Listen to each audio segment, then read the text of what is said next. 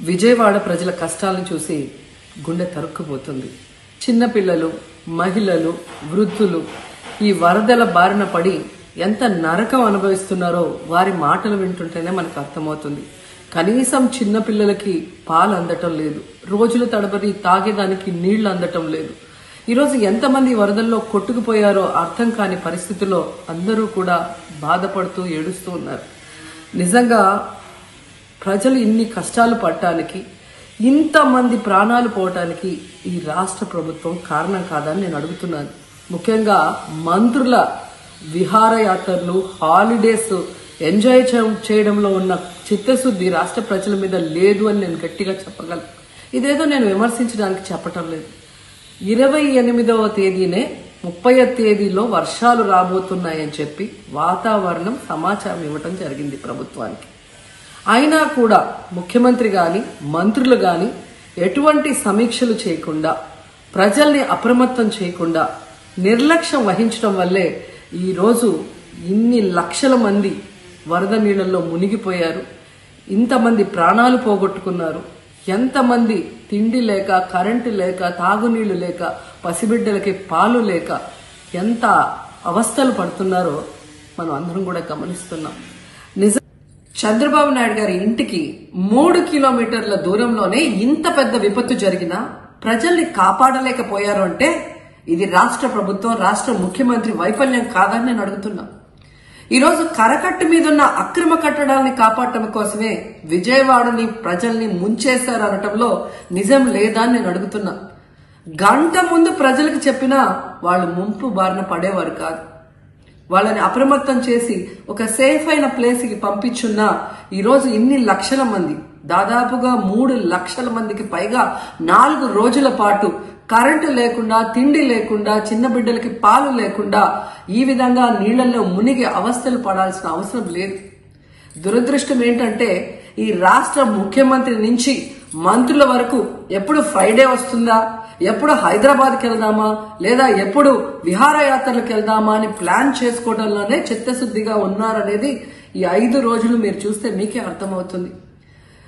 30వ తేదీ భారీ వర్షాలు వస్తాయని ముఖ్యమంత్రి గారికి, మంత్రులకి 28వ తేదీనే వాతావరణ శాఖ సమాచారం అందించినా ఎటువంటి సమీక్షలు లేదు, ఎటువంటి ముందస్తు జాగ్రత్తలు లేదు, ప్రజల్ని కాపాడాలన్న చిత్తశుద్ధి లేదు అనేది స్పష్టంగా అర్థమవుతుంది.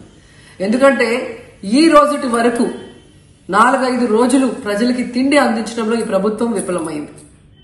కనీసం ఇది జరిగినప్పుడు సీఎం గారు పనిచేయట్లేదు, వయసు అయిపోయింది. డిప్యూటీ సీఎం గారు, పంచాయతీరాజ్ శాఖ మంత్రి గారు కనీసం తన శాఖని అప్రమత్తం చేసి ప్రజల్ని కాపాడాల్సిన బాధ్యత ఉన్నా ఈ రోజు 5 రోజుల వరకు ఆయన అసలు విజయవాడ వైపే రాలేదు.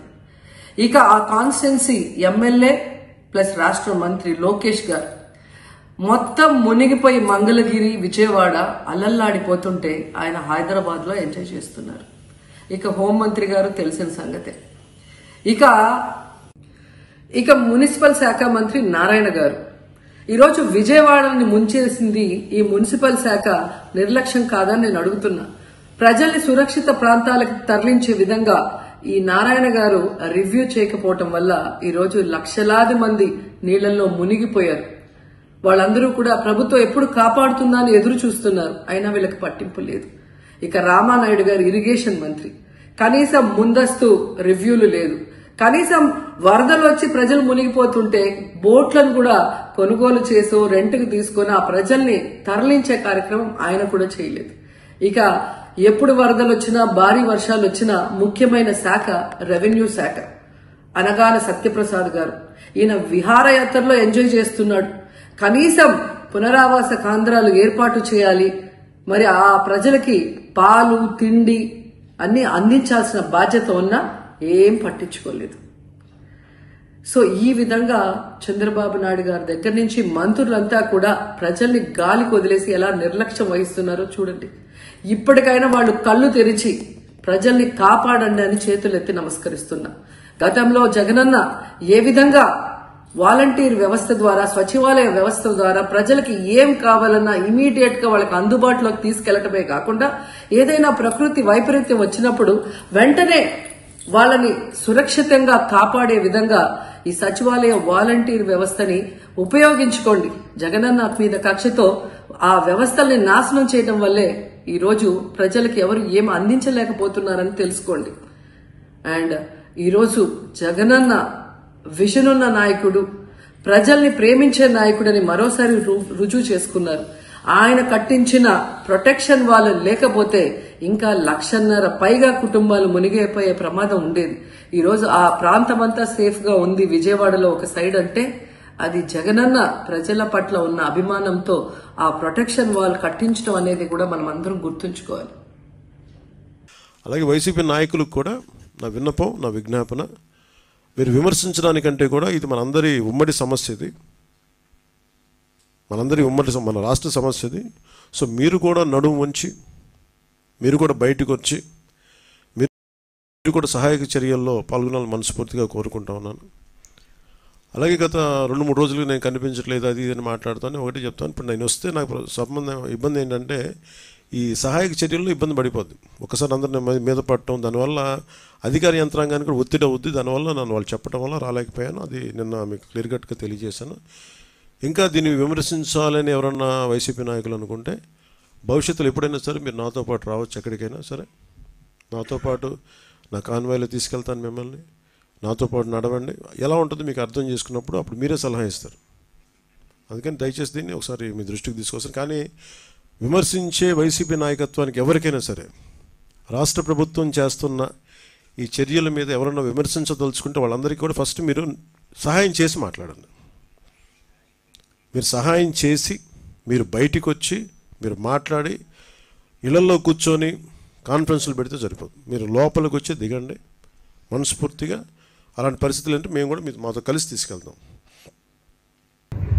మీరు సహకారం ఇవ్వకపోతే పోతారు, కానీ ఇలాంటి తప్పుడు ప్రచారం చేయడం, ఏదో అమరావతి మునిగిపోయిందంట, వీళ్ళ ముంచాలు తీసుకొచ్చి అక్కడ అప్పుడే బుద్ధి వస్తుంది వీళ్ళకి.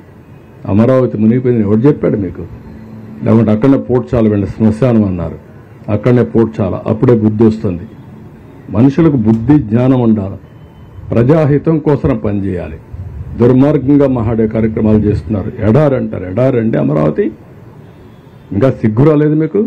అంటే ప్రజలు వింటారు కాబట్టి ఎదురుదాడి చేస్తారా మీరు? ఎన్ని రోజులు ఎదురుదాడి చేస్తారు? ఎదురుదాడి చేస్తే ప్రజలే చూసుకోవాల్సిన అవసరం ఉంది. ఇలాంటి వాళ్ళని సంఘ బహిష్కరణ చేయాల్సిన అవసరం ఉంది. ఈ నేరస్తులు దబాయిస్తే భయపడిపోతాం అనుకుంటున్నారు, కానీ ఎవరు ఇక్కడ భయపడరు. ఈరోజు కూడా పేపర్లో చూస్తున్నా, ఒక యజ్ఞం మారిగా ప్రజలను కాపాడడానికి మేము ప్రయత్నం చేస్తా ఉంటే ఒక రాక్షసుల మారిగా విధ్వంసాన్ని సృష్టిస్తున్నారు. ఎక్కడిది న్యాయం? మేము ఒక పక్కన ప్రజల కోసం ముందుకు పోవాలన్నా, ఇంకొక పక్కన వీళ్ళు చేసే తప్పుడు ప్రచారాన్ని ఖండిస్తూ కూర్చోవాలన్నా? ఈరోజు మళ్లీ వర్షం పడిందంటే మేము భయపడుతున్నాం. మళ్ళా బుడమేర పొంగితే నీళ్లు వస్తే ప్యానిక్ రియాక్షన్ వస్తుందని మేము భయపడుతున్నాం. వీళ్ళకి బాధ్యత లేదండి?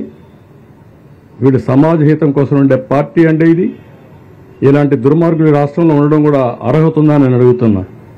ఎక్కడో ఉండేవాళ్ళు సినిమా యాక్టర్లు వస్తున్నారు, పారిశ్రామికవేత్తలు వస్తున్నారు, మామూలు వ్యక్తులు వచ్చి మీరు కష్టపడుతున్నారు, మేము కూడా మా డొనేషన్లు ఇస్తామని చెప్పి సంఘీభావాన్ని తెలియజేయడమే కాకుండా ఆర్థిక సహాయం చేస్తున్నారు. చేతనైనంత వరకు పనిచేస్తున్నారు. ఇప్పుడు ఎంప్లాయీస్ని పిలవలేదు, వాళ్లే వచ్చారు. అది వాళ్ళ స్ఫూర్తి. ఇది ప్రజల స్ఫూర్తి. ఒక రాజకీయ పార్టీ ముసుగులో నేరస్తులు చేసే దౌర్జన్యం, అరాచకాలు, ఈ అరాచకాలు ఈ రాష్ట్రంలో జరగవు. అలాంటి అరాచకాలు చేసే వ్యక్తుల్ని ఎట్టి పరిస్థితుల్లో ఉపేక్షించాం.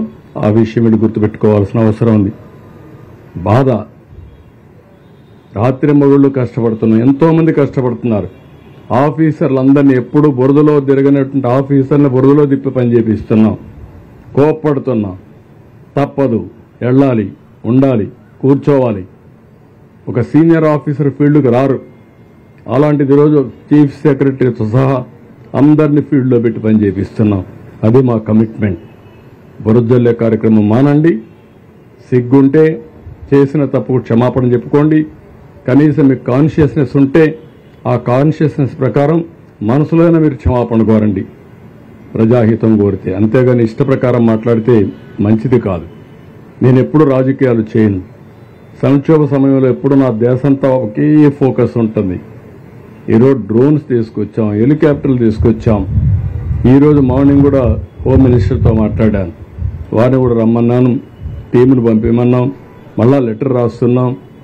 అన్ని విధాలా మేము చేయాల్సిన పనులన్నీ చేస్తామంటే ఈ రాక్షస మూక ఎక్కడికెక్కడ అడ్డం వేయడం, ఇష్టానుసారంగా ప్రవర్తించడం, డిస్టర్బ్ చేయడం, ప్రజల్ని మభ్యపెట్టడం, ప్రజల్ని భయభ్రాంతులను చేయడం, ఇది వీళ్ళు చేసే పని.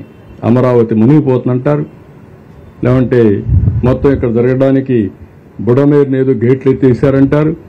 మా ఇల్లు కాపాడుకోవడానికి ఆ నీళ్లు తీసుకొచ్చి ఇక్కడ వదిలిపెట్టామంటారు. బుద్ధి జ్ఞానం ఉండాలి, కనీసం ఇంగిత జ్ఞానం ఉండాలి. మాట్లాడేటప్పుడు ప్రజలు కూడా వాచ్ చేస్తారని ఆలోచన ఉండాలి. నేను అందుకే ప్రజా చైతన్యం కోసం మాట్లాడుతున్నా. నా సొంతం కోసం కదా, నన్నేమీ చేయలేరు వీళ్ళు, అది వేరే విషయం. ఈ రాష్ట్రం ఏమవుతుంది ఇలాంటి దుర్మార్గుల వల్ల? కష్టాల్లో ఉన్నప్పుడు సానుభూతి చూపించకుండా విషాన్ని జిమ్మే వాళ్ళని ఏమనాలి? ఎందుకు ఇలాంటి పైశాచిక ఆనందాన్ని పొందుతున్నారు నాకైతే అర్థం కావడం లేదు. అందుకే చాలా స్పష్టంగా ఖండిస్తున్నా. ఎన్నిసార్లు చెప్పితే అన్నిసార్లు మీరు క్షమాపణ చెప్పే వరకు మిమ్మల్ని వదిలిపెట్టాను, గుర్తుపెట్టుకోండి. ఈరోజు నేను డీటెయిల్డ్గా అవసరమైతే 1-to-1 అమరావతి ఉంది, డే వారీగా ఎప్పుడ నీళ్లు ఉన్నాయండి అక్కడ? మాస్కింగ్ ఆఫీస్ చూశారు మీరు ఎవరు? నీళ్లు లేకపోతే ఉన్నాయని ఫోటో వేస్తావు పేపర్లో, ఏదో పేపర్ అది ఏమనాలి వెళ్ళి. రెండోది బుడమేరు గురించి అసత్యాలు ప్రచారం చేస్తూ గేట్లు ఎత్తేసారంట. మా ఇల్లు కాపాడుకోవడం నీళ్లు అక్కడ వదిలిపెట్టామంట, ముంచేసామంట. అందరిళ్ళకి నీళ్లు వచ్చాయి, అదేం పెద్ద బాధ లేదు. మా ఇంట్లో నీళ్లు వస్తే వస్తాయి, ఏమైపోతుందండి దానికి? వచ్చాయి, పోయినాయి. ఇల్లు కూలిపోతుందని పారిపోయానంట. బుద్ధి జ్ఞానం ఉండ. కాలమ్స్తో కడితే, కాంక్రీట్తో కడితే ఆ ఇల్లు ఎవరిది? నాది కూడా కాదు, రెంటెడ్ ఇల్లు. అది కూడా ఓర్వలేని మనస్తత్వం అంటే ఏం చెప్పాలి? మరి ప్యాలెస్లు కట్టుకొని నేను ఉండడం లేదు. ఇవన్నీ చాలా దారుణమైన పనులు చేస్తున్నారు. నేను చెప్పకపోతే నేను డిఫాల్టర్ని అవుతాను. అందుకే ప్రభుత్వం 2 కార్యక్రమాలు చేయాలి. యజ్ఞం చేయాలి, ప్రజల బాగు కోసం సేవా కార్యక్రమాలు చేయాలి. రాక్షసుల్ని ఎదుర్కోవాలి, వాళ్ళతో యుద్ధం చేస్తూ యజ్ఞం చేయాలి. ఆ పరిస్థితిలో ఉన్నాం. ప్రజాస్వామ్యాలు ఉండవు. ప్రజాస్వామ్యంలో భయపడతారు కానీ మళ్ళా రాక్షస రాజ్యాలు గుర్తొస్తున్నాయి. రాజ్యాల్లో ఏ విధంగా రాక్షసులు ఉండేవారో అవన్నీ గుర్తొస్తున్నాయి.